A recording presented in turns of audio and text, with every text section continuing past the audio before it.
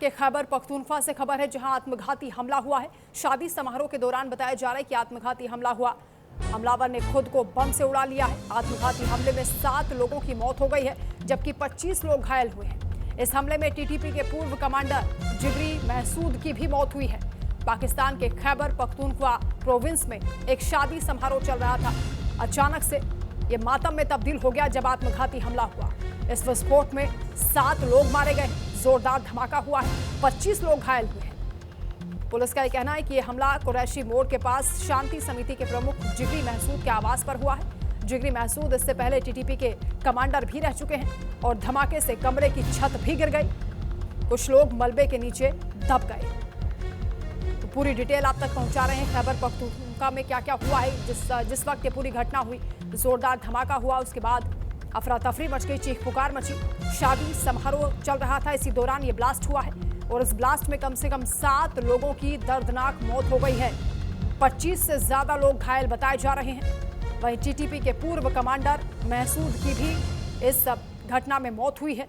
शादी का जश्न चल रहा था जो कि मातम में बदल गया।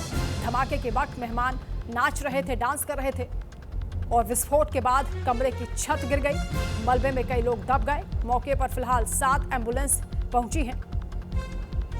हालांकि अभी तक किसी ने हमले की जिम्मेदारी नहीं ली है, लेकिन यह आत्मघाती हमला है। बताया जा रहा है कि हमलावर ने खुद को बम से उड़ा लिया।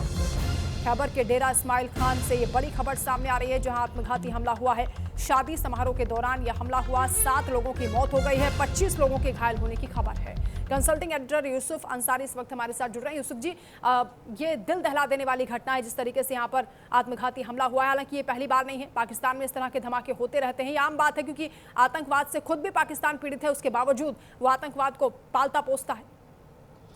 जी देखिए, बड़ी दुर्भाग्यपूर्ण घटना ये है और ये बात बिल्कुल सही आपने कही है कि पाकिस्तान खुद भी कहीं ना कहीं आतंकवाद से पीड़ित है, लेकिन फिर भी वो भारत में आतंकवादी घटनाओं को अंजाम देने के लिए से बाज नहीं आ रहा और वहाँ पर भारत विरोधी गतिविधियों को लगातार शह देता है।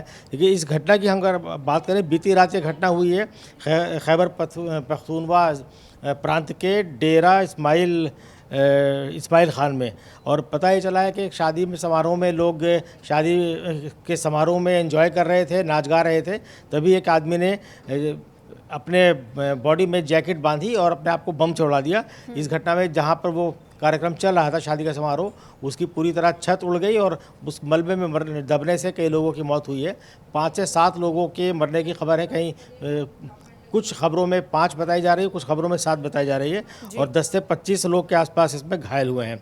पाकिस्तान में इस तरह की आतंकवादी घटनाएं ये पता ही चला है कि जिसने अपने आप को बम से उड़ाया, यानी जो कि आत्मघाती था, वो टीटीपी यानी तहरीके तालिबान पाकिस्तान के ग्रुप से जुड़ा हुआ था, लेकिन वो सरेंडर कर चुका था और इस तरह के और भी कई लोग हैं जो सरेंडर करके सरकार का साथ दे रहे हैं। तो माना यह जा रहा है कि शायद टीटीपी का इस घटना में हाथ हो सकता है और ये घटना हुई है जो पाकिस्तानी गवर्नमेंट के कोई अधिकारी हैं उनके यहाँ पर ये घटना हुई है। तो टीटीपी का ये ट्रेंड रहा है कि जो पाकिस्तानी सरकारी लोग हैं उनके खिलाफ वो मुहिम चलाता है। वंदना। बिल्कुल यूसुफ जी, लेकिन अभी तक हमले की जिम्मेदारी किसी ने नहीं ली है। क्या हमलावर की पहचान हो पाई है? नहीं, हमलावर की पहचान तो हो गई, उसका नाम भी शायद सामने आया है, नूर आलम मसूद उसका नाम है, लेकिन जिम्मेदारी किसी भी संगठन ने इस हमले की नहीं ली है। पाकिस्तान में हाल ही में अगर हम बात करें तो आतंकवाद इस तरह की आतंकवादी घटना है जिसके अंदर आत्मघाती हमले भी शामिल हैं और बम धमाके उड़ाने की घटना भी शामिल हैं।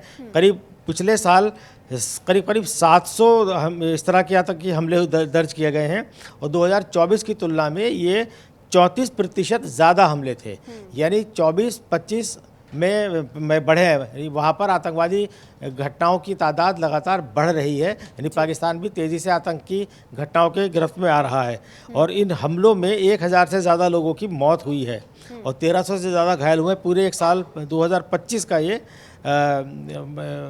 डेटा है और सबसे प्रभावित जो इलाका रहा है वो खैबर पख्तूनख्वा और बलूचिस्तान रहे हैं।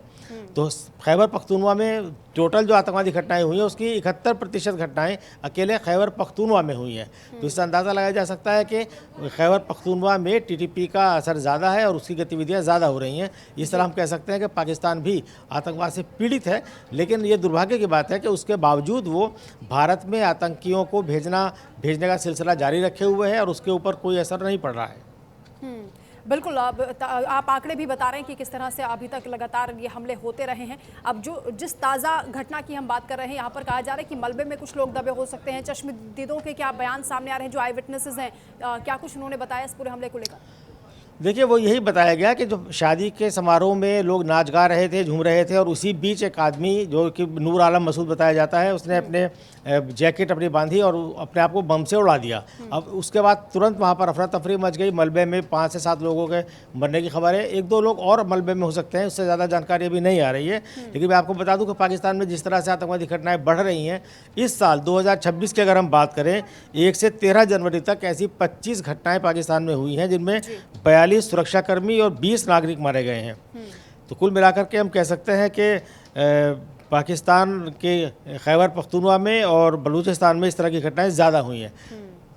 बिल्कुल, बहुत शुक्रिया आपका यूसुफ जी।